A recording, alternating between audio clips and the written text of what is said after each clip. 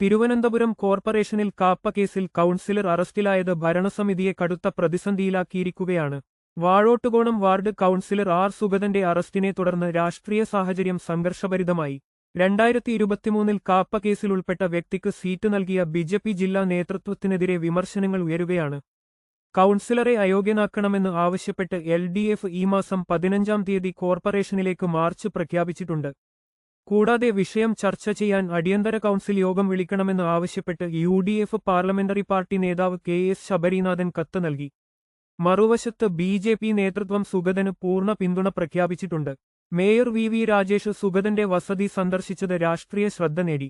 വട്ടിയൂർക്കാവ് SHOക്കെതിരെ നടപടി വേണമെന്ന് ആവശ്യപ്പെട്ട് BJP നേതൃത്വം ആഭ്യന്തര മന്ത്രാലയത്തിന് പരാതി നൽകി. അതേസമയം തുടർച്ചയായി 3 മാസം യോഗങ്ങളിൽ പങ്കെടുക്കാത്ത അംഗത്തെ അയോഗ്യനാക്കാൻ വ്യവസ്ഥയുണ്ട്.